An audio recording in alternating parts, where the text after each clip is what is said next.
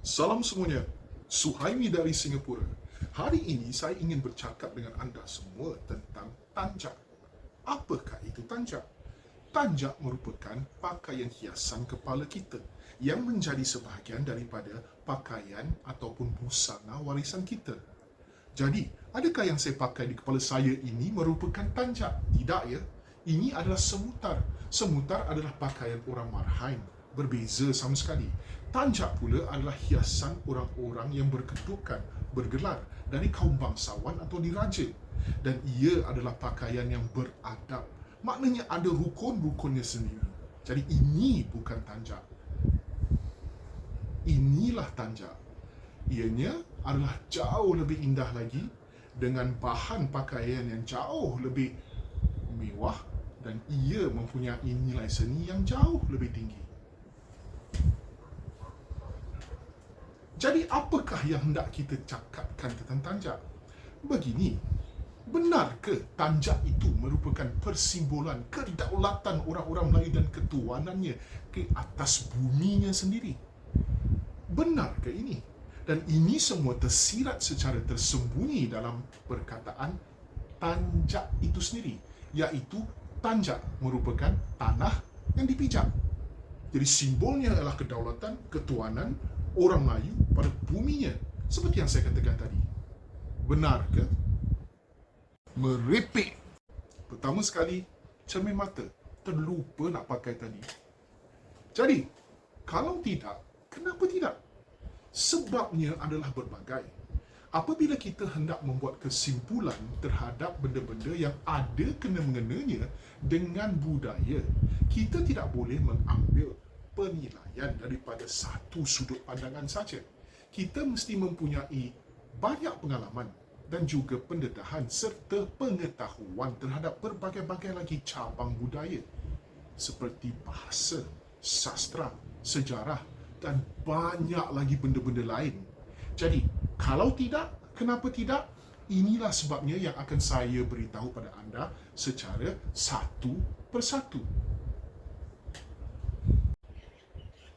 Sebab pertama, perkataan majmuk. Apakah itu dia perkataan majmuk? Perkataan majmuk itu ialah apabila kita ambil lebih daripada satu perkataan, contohnya 2 atau 3. Lalu setiap patah perkataan itu kita pendekkan dan setelah itu kita cantumkan untuk menghasilkan satu perkataan yang baru.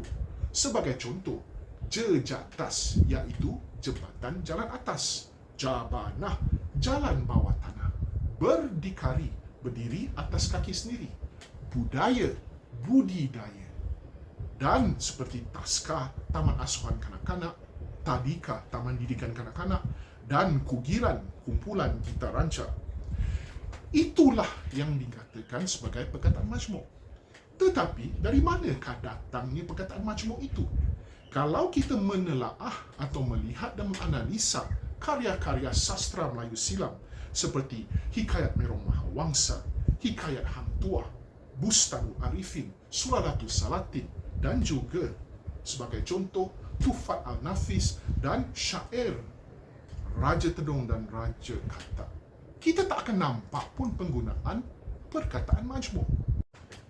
Perkataan majmuk ini sebenarnya adalah perkataan yang datang dari pengaruh asing, iaitu kaum penjajah, khususnya orang-orang British dan juga orang-orang Belanda. Semenjak mereka datang ke sini dan mula menjajah kawasan yang kita kenali sebagai negara moden Malaysia, negara moden Singapura dan juga Indonesia, maka kita terpengaruh dengan penggunaan bahasa mereka dan bahasa majmuk ini datang daripada pengaruh mereka. Sebagai contoh, perkataan kenil. Orang-orang Melayu di Singapura, di Malaysia mungkin tak tahu, tapi orang Indonesia tahu. Kenil itu adalah singkatan daripada Koninklijk Nederlands Indisch Leger yang bermaksud tentera diraja Hindia Timur Belanda. Mereka adalah kumpulan askar seperti orang British menggunakan tentera-tentera Sepoy yang dibawa masuk daripada India. Orang-orang Belanda memastikan bahawa mereka mempunyai golongan tentera upahan yang membantu untuk menguatkuasakan penjajahan mereka, tetapi anggota-anggotanya adalah orang-orang pribumi yang datang dari Indonesia sendiri. Selalunya adalah orang-orang dari Ambon, tetapi ada juga orang Bugis, orang Melayu, orang-orang daripada Bali, orang-orang Jawa pun ada.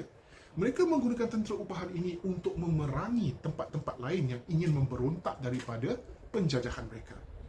Jadi, itulah asalnya perkataan majmuk.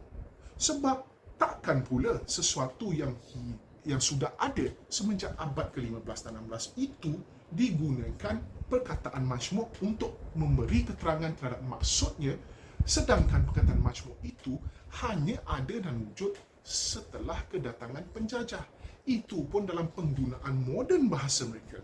Jadi, itu sebabnya tidak ada apa-apa tautan di antara perkataan majmuk dan tanjak. Lagipun, perkataan tanjak itu hanya salah satu perkataan yang digunakan untuk merujuk pada pakaian hiasan kepala itu. Ada perkataan-perkataan lain juga seperti setanjak, tengkolok dan destar. Kenapa tak ada maksud-maksud tersembunyi yang tersirat pada perkataan-perkataan itu? Contohnya, kalau tanjak, tanah yang dipijak, adakah setanjak bermaksud sebidang tanah yang dipijak? Tidak kan? Tengkolok, tempat kumpul bawah blok, tak ada pun. Jadi, tidak masuk akal dan tidak logik kalau kita katakan tanjak adalah perkataan majmuk, sedangkan setanjak, tengkolok dan destar tidak pula.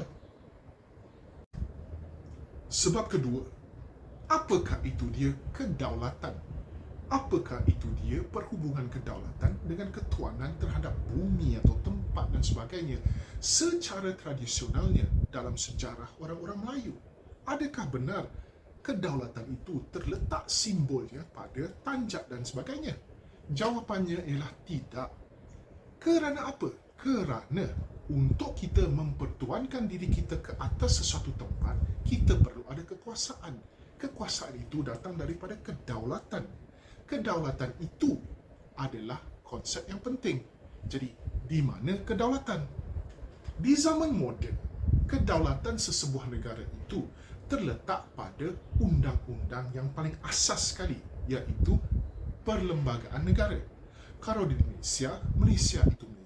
Malaysia itu rupa, bentuk dan juga penampilan kenegaraannya adalah semuanya termaktub dalam perlembagaannya.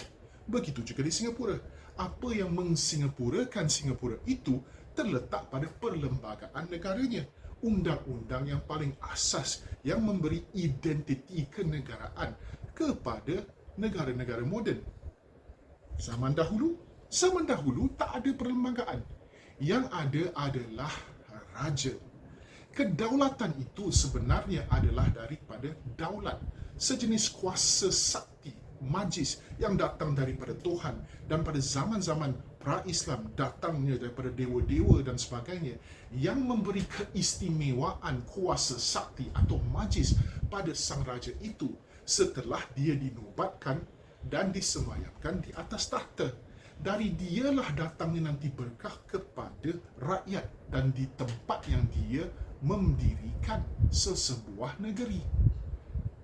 Kedaulatan dalam konsep tradisi orang Melayu itu adalah terletak pada diri, pada badan, pada daging tulang tumulang, darah dagingnya si raja itu sendiri. Bukan di mana-mana lagi, tapi pada dia. Dan dia naik tahta itu perlu bersertakan ritual-ritual yang tertentu yang dinamakan sebagai pertabalan yang mempunyai alat-alat yang tertentu. Ini semua memberi dia satu kuasa yang dikenali sebagai apa yang saya katakan tadi sebagai daulat. Jadi daulat itu tidak terletak pada tengkolok, destar, tanjak, setanjak, tak terletak pada mana-mana, tapi pada diri raja itu sendiri. Sebab itu di zaman dahulu, apabila raja itu atas satu sebab atau yang lainnya berpindah tempat, maka berpindah juga rakyatnya kerana kesetiaannya bukan pada tanah, bukan pada tempat, bukan pada kawasan. Itu sengaja hanya kekuasaannya saja, tempat yang dikuasai. Kesetiaan, ketuanan, kedaulatan adalah pada si raja. Raja bertukar tempat, maka orang pun bertukar tempat. Maka di situ pula di tempat baru terletak kedaulatan yang baru. Sebagai contoh, kita lihat seorang watak dari sejarah yang ada tertulis dalam Tuhfat An-Nafis, Surah Salatin dan sebagainya. Sri Tribuana, sang nila utama. Dia itu adalah seorang putera raja daripada kerajaan Sriwijaya di Sungai Musi di Palembang. Dan dia telah datang daripada Bukit Seguntang Mahameru dan dia terus menjelajah, pergi mendirikan satu kerajaan baru di Bintan. Setelah itu di Singapura. Dan setelah itu anak cucunya pula mendirikan apa yang kita kenali nanti sebagai Kesultanan Melaka. Dan dari situ setelah kota Melaka itu jatuh ke tangan Portugis, maka mereka berpindah ke Sumatera dan lalu pula terus balik ke tempat yang dipanggil sebagai Johor. Dan di Johor itu pula dibentuk Kesultanan Johor Lama. Dan dari situ setelah Kesultanan Johor Lama hilang, maka jadilah pula Kesultanan Johor Riau Linggah. Bila ada peredaran tempat yang diduduki oleh raja, maka kedaulatan itu berpindah mengikut raja itu. Jadi tempat dan simbol kedaulatan bukan terletak pada tanjak, pada keris dan sebagainya, tidak, tapi pada diri raja itu sendiri. Jadi salah dan silap kalau kita katakan bahawa tanjak merupakan persimbolan kedaulatan dan ketuanan terhadap bumi yang dipijak. Kerana kesetiaan orang Melayu pada waktu itu bukan pada buminya, bukan pada tanahnya, bukan pada airnya, tapi pada rajanya. Di mana raja itu bersemayam, di situlah kedaulatannya, di situlah kesetiaannya, dari situlah datang kekuasaan yang membolehkan kita mempertuankan diri kita ke atas satu-satu tempat. Jadi itulah kesilapan seterusnya. Kesilapan yang kedua. Jadi hadirin sekalian, kalau tanjak itu bukan persimbolan kedaulatan, ketuanan dan sebagainya, apakah sebenarnya persimbolan yang ada di sebalik tanjak? Jawapannya ialah satu saja. Tanjak itu adalah persimbolan pada kedudukan, perkastaan masyarakat feudal di zaman silam. Kita hidup berbeza di zaman silam kalau dibandingkan dengan sekarang. Di zaman silam, kerangka kemasyarakatan kita adalah berlandaskan sistem feudal. Dalam sistem feudal itu, kerangka masyarakat diatur dalam bentuk piramida, iaitu dengan raja berada di tempat yang paling atas, di kemuncaknya. Dia duduk di situ seorang saja. Dan di bawah adalah kerabat-kerabatnya, orang-orang bangsawan, iaitu orang-orang yang berada, berkedudukan, bergelar dan yang berkuasa. Di bawah itu pula adalah orang-orang marhain, dan di bawah itu ada lagi hamba-hamba sahaya. Jadi tanjak adalah cara bagaimana orang dahulu memaparkan kedudukan, menampilkan kedudukan perkastaannya dalam masyarakat feudal. Sebagai contoh, kalau orang-orang biasa, mereka tidak akan memakai tanjak, melainkan kalau ada kena-mengena dengan istana. Sebagai contoh, kalau dia itu telah diberi anugerah oleh sultan atau raja, maka dia akan dipersembahkan dengan sepersalinan pakaian, iaitu ada seluarnya, ada kain sampingnya, ada bajunya, ada tanjaknya dan juga sebilah keris. Ini semua dihadiahkan oleh sang raja kepada dia. Itu pun dia tak boleh pakai hari-hari, hanya kalau misalnya dia pergi menghadap raja di Balai Rong. Kalau dia nak pergi ke pasar ke, dia nak pergi memancing ikan ke, dia tak boleh pakai baju tu. Itu melanggar adab. Dan kalaupun dia memakai, pakaiannya itu jauh berbeza dengan apa yang dipakai oleh sang raja. Sebagai contoh, dia memakai tanjak, tapi tanjak dia itu tidak boleh berwarna putih atau berwarna kuning, kerana itu adalah warna-warna yang dikhususkan untuk pemakaian oleh sang raja saja. Contoh lain, kalau kita menggunakan kain songket untuk dilipat dan disolekkan untuk menjadi tanjak, maka kain songket itu sebagai contoh, motifnya untuk orang biasa berbanding dengan sang raja adalah jauh berbeza. Kalau motif yang ada pada raja, bunganya adalah rapat-rapat, padat, penuh, dipanggil bunga penuh. Tapi kalau untuk orang-orang biasa yang diberi anugerah sang raja, terutama sekali kalau dia itu ada di peringkat bawah di kalangan orang marhain, maka kalaupun kain songket motifnya adalah berjarak-jarak, motifnya dipanggil bunga tambur.